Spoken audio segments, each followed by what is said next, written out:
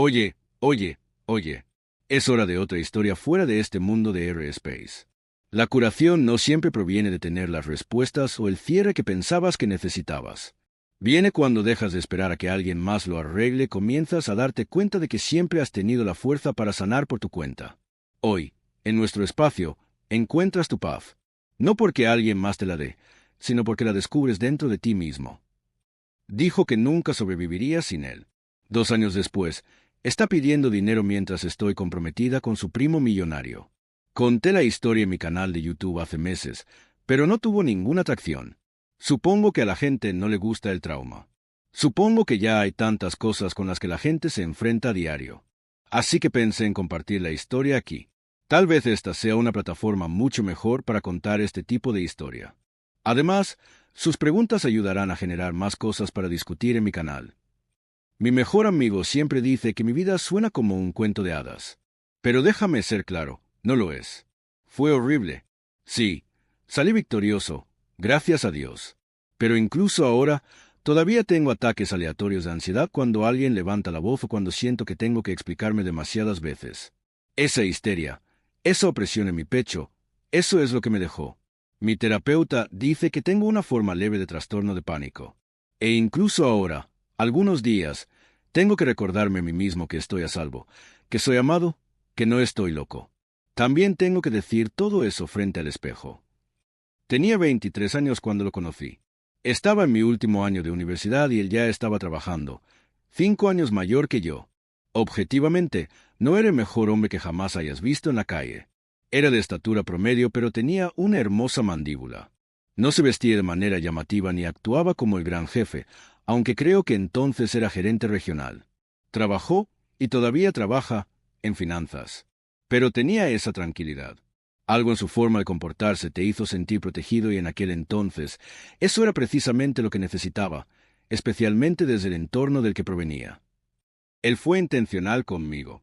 Sin juegos, sin dudas, solo atención constante. Bombardeos de amor, ahora que lo miro hacia atrás.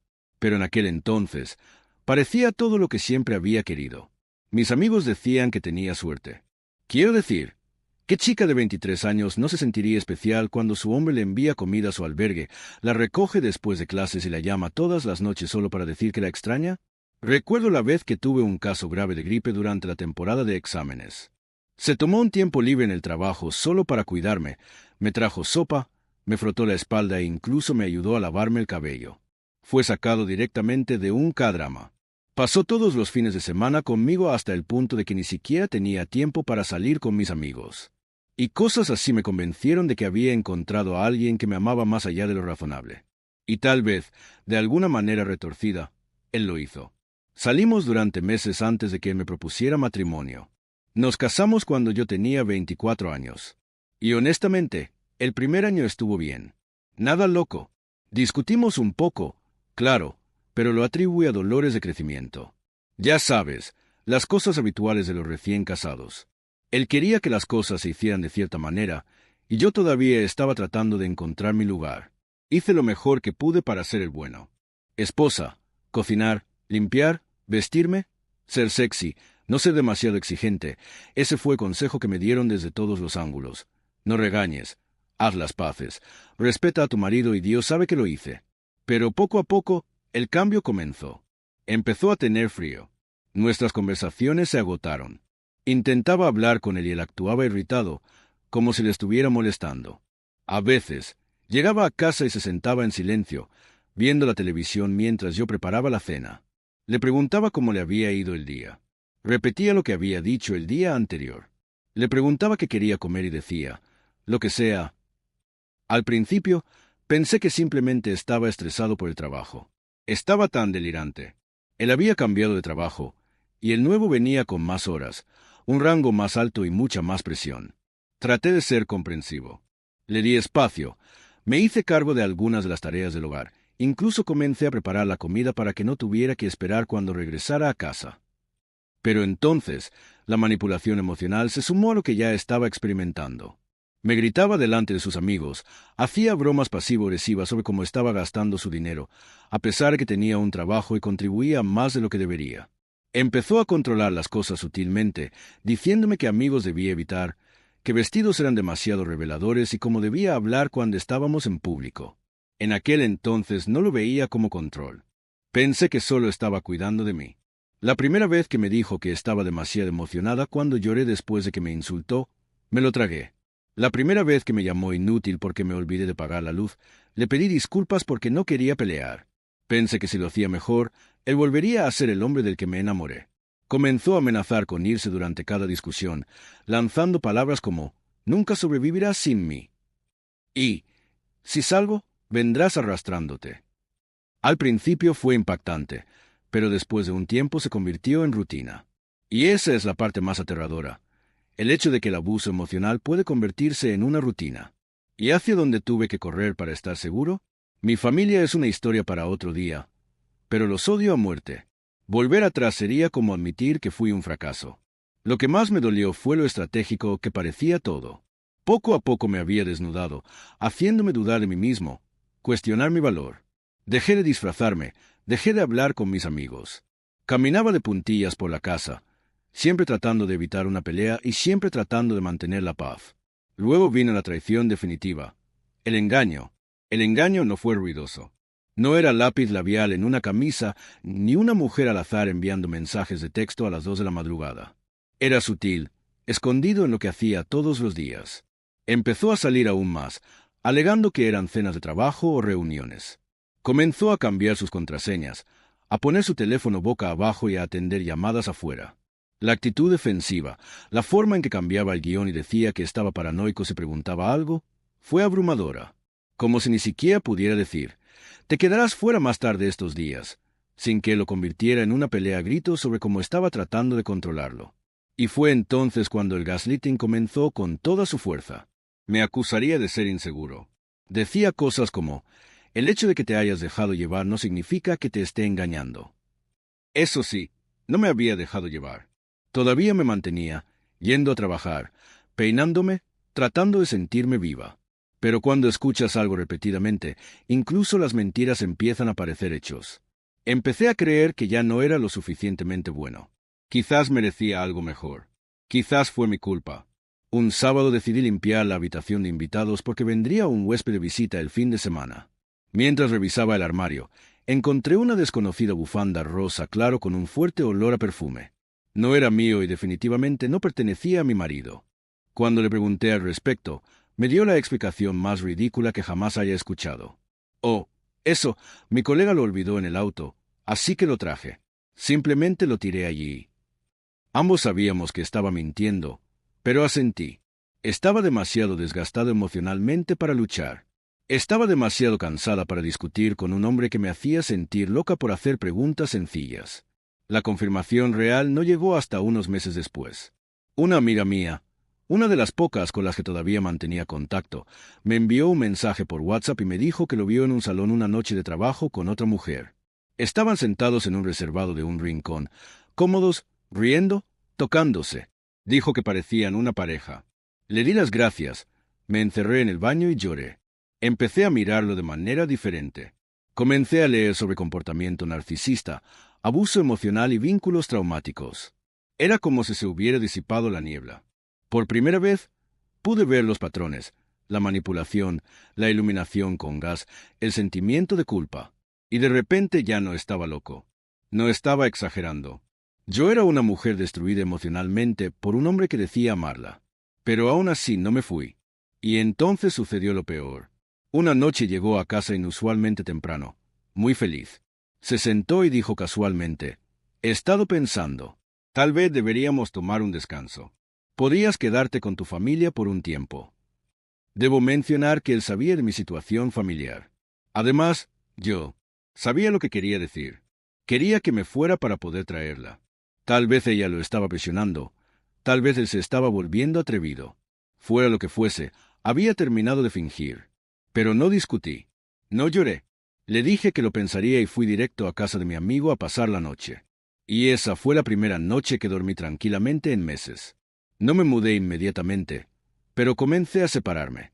Obtuve una cuenta bancaria separada y dejé de informarles sobre mi paradero. Dejé de preocuparme por lo que quería para cenar. Si tenía las camisas planchadas o si se fijaba en mí. Me volví invisible. Poco a poco se dio cuenta, pero no dijo nada. Simplemente actuamos como dos extraños en la casa y, hasta ahora, todavía tengo que entender por qué se casó conmigo en primer lugar. Creo que terminaré aquí porque se está volviendo increíblemente larga y no creo que pueda completar la historia ahora mismo. Pero continuaré con una segunda parte tan pronto como pueda. Es una locura cómo pueden cambiar el guión y hacerte sentir como el loco con solo hacer una simple pregunta. Es una locura cómo te hacen cuestionar todo, incluso las cosas que en el fondo sabes que no son culpa tuya. La manipulación emocional es el peor tipo de muerte lenta. Segunda parte. Ahora que he vuelto, y antes de terminar la historia, déjame decirte que lo que pasó después no fue planeado. No me desperté un día y dije, déjame arruinar a este hombre enamorándome de alguien de su familia. Pero la vida tiene una forma curiosa de alinear las estrellas cuando crees que todo se está desmoronando. Después de la conversación de tal vez deberías irte. Pasé más tiempo fuera de casa. Visitaba a amigos que no había visto en años. Me ponía al día con mi amigo denunciante que vivía fuera de la ciudad. Sinceramente, simplemente respiraba. Un fin de semana asistí a la boda de uno de mis antiguos compañeros de clase y terminé sentándome en una mesa con algunas personas que no había visto desde la universidad, incluido él. Llamémoslo Sane. Sane es el primo de mi exmarido. No eran primos cercanos, eso sí. No crecieron en la misma casa ni nada por el estilo, pero compartían apellido. De hecho, lo había visto varias veces durante mi matrimonio, principalmente durante eventos importantes o reuniones familiares, pero nunca hablamos realmente. Siempre era el tipo tranquilo y ligeramente distante que estaba en la esquina con una colonia cara y un reloj que probablemente costaba más que mi auto. Sin embargo, esa noche en la boda nos pusimos a hablar. Se acordó de mí.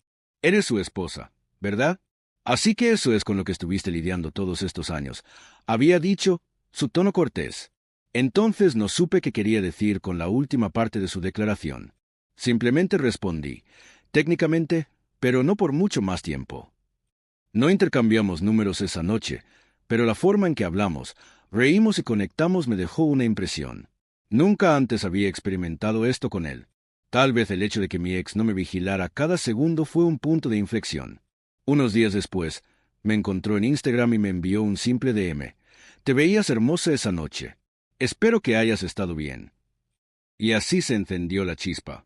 No me sumergí de inmediato. No estaba preparada para confiar en nadie tan rápido, especialmente en alguien relacionado con él. Pero fue paciente, gentil y consistente. No fue ruidoso ni agresivo acerca de su interés. Seguía apareciendo, enviando mensajes de texto, llamando y registrándose, pero no con ese comportamiento asfixiante como lo hacía mi ex. Poco a poco comencé a sanar. Empecé a creer que podía ser amada sin ser manipulada, que podía ser vista, escuchada y respetada. Más tarde supe por el que mi ex tenía fama en la familia de ser arrogante y controlador. Sane me contó historias sobre cómo, incluso cuando era adolescente, mi ex siempre actuaba como si fuera mejor que todos. Ellos tampoco se llevaban bien. Mi ex odiaba a Sane por razones que Sane no conocía. Incluso había intentado pedirle dinero prestado a Sane una vez y luego se negó a devolverlo, alegando, la familia no se vigila unos a otros. El mismo hombre que luego me acusaría de administrar mal nuestra cuenta conjunta. Sane hizo saber entre sus amigos que estaba coqueteando conmigo. No le importaba que pudiera irritar las plumas. No le importaba que eso pudiera causar tensión en la próxima fiesta familiar de Navidad. Él me quería y lo dejaba claro todos los días. Mientras tanto, empezó a notar que yo regresaba a casa de vez en cuando, solo para recoger algunas cosas. No supe qué hizo clic en su cerebro porque trató de atraerme de nuevo. Recuerdo una noche que preparó la cena, como si realmente cocinara. Luz de velas, música suave, vino. Estaba tan fuera de lugar que casi me reí. Me sentó y me dijo, sé que he cometido errores. Quiero empezar de nuevo.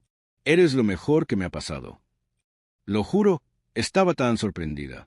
Ni en mis sueños más locos habría imaginado que algo así sucediera. Ni siquiera le respondí. Y cuando intentó ponerse violento, lo amenacé con llamar a la policía. Había probado la paz y no estaba dispuesta a cambiarla por un trauma envuelto en lasaña casera. Al final me mudé.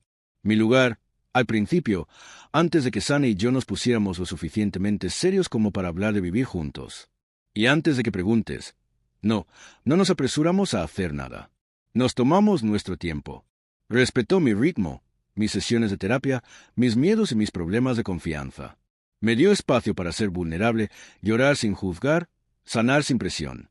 Un año después de divorciarme, rompiendo más de 3 años de matrimonio, del cual salí con una buena cantidad de dinero de mi ex, me propuso matrimonio. Nada llamativo, solo nosotros dos, un viaje de fin de semana a Bali. Y la pregunta más sencilla que he respondido jamás, ¿quieres casarte conmigo? Y dije que sí. Ahora, aquí está la ironía. Mi ex, el mismo hombre que dijo que nunca sobreviviría sin él, apareció en mis mensajes directos 3 meses después de que publiqué la foto de compromiso, hablando de cómo he estado reflexionando, de cómo todos merecen una segunda oportunidad y de cómo está muy feliz por mí. Pero quiere hablar. Lo ignoré. Lo recuerdo publicando citas motivadoras en Facebook, como «A veces hay que perderlo todo para ganar claridad». Luego le envió un mensaje a Sane directamente, pero fue bloqueado. Lo último que supe fue que estaba soltero y seguía trabajando. Pero el divorcio le pasó factura y ha estado pidiendo dinero a la gente. ¿Por qué? No estoy seguro. Sin embargo, deduje que su amada novia, con la que intentó reemplazarme, lo dejó después de que gastó mucho en ella. No se encuentra en una situación difícil que hubiera esperado. De hecho, vive bastante cómodamente. Pero todavía está pidiendo dinero prestado, lo que me deja confundido acerca de lo que realmente está pasando con él. Aunque, sinceramente, no me importa. Sin duda, la vida ha cerrado el círculo. No sobreviví sin él. Prosperé sin él. Y cada vez que veo a Sane, que se despierta cada mañana y me besa la frente como si fuera una joya rara, doy gracias a Dios por no quedarme donde estaba. Ahora bien, no soy el tipo de mujer que se siente satisfecha al ver sufrir a alguien. Al menos no originalmente. Solía pensar que el karma se manejaba silenciosamente, como si sucediera en segundo plano y yo ni siquiera me diera cuenta. Pero cuando les digo que la caída de ese hombre se desarrolló como un reality show que se transmitió exclusivamente para mi curación, me siento aliviado y agradecido de que todo salió bien sin que nadie saliera gravemente herido o algo peor. Puede parecer un poco dramático viniendo de mí, pero esa es la verdad. Mi ex era alguien a quien temer y creo que me llevó mucho tiempo comprender plenamente la magnitud de su influencia sobre mí. Quizás recuerdes cuando hablé sobre el concepto de cierre de mi matrimonio. Aunque no obtuve el cierre que inicialmente buscaba de él, tuve conversaciones con Sane que me ayudaron a darle sentido a mis experiencias. Sane me ayudó a ver que mi matrimonio con mi ex no era solo una sociedad. Se sintió más como un impulso para su ego. Fue como si me hubiera explorado cuidadosamente. Tal vez podía oler mi vulnerabilidad a 1 milla de distancia y el hecho de que no tenía a quién acudir. Me di cuenta de que se aprovechó de mi situación. Me hizo dependiente de él hasta el punto de que no podía pensar por mí mismo. Ni siquiera salimos durante 1 año entero antes de casarnos, lo que, en retrospectiva, fue una táctica inteligente de su parte. Al moverse tan rápido, se aseguró de que yo no tuviera el tiempo ni la oportunidad de pensar las cosas o de conocer realmente su lado más oscuro. Mi ex me dejó boquiabierto, literalmente. Es inquietante creer que alguien pueda ser tan calculador, pero es una realidad que ahora acepto. Sane también cree que mi ex debe haber experimentado el trauma que lo hizo así. No es una excusa, pero si ese fuera el caso, todavía no simpatizo con él. 2 años después del divorcio, mi ex todavía está por ahí tratando de pedir dinero prestado de todas las fuentes y yo estoy comprometida con un hombre que gana más en un mes de lo que mi ex ganó en 1 año. Con Sane, me estoy concentrando en reconstruir mi vida en mis propios términos, libre de la sombra de ese pasado. Es una señal de que no tienes que quedarte y sufrir. Pero aquellos que tienen el poder de irse, por favor háganlo. Todo ese, he estado reflexionando, actúa. Después de todo lo que te ha hecho pasar, quiero decir, vamos. El hombre tuvo la audacia de pensar que querrías volver al trauma que te hizo cuestionar tu valía en primer lugar. Era manipulador y controlador. Y ahora no le queda nada más que su propio desastre. Y, sinceramente, eso depende de él. De todos modos, no esperaste a que alguien más te rescatara. Te rescataste a ti mismo. Ope, mis mejores deseos. ¿Alguna vez has tenido un momento en el que te diste cuenta de que tu paz era más importante que aferrarte a una relación tóxica? ¿Y cómo cambió ese cambio la forma en que abordas el amor y la autoestima? Gracias por acompañarnos hoy en nuestro espacio. Asegúrate de darle me gusta, suscribirte y presionar la campana de notificación para no perderte nuestro próximo video. Hasta la próxima.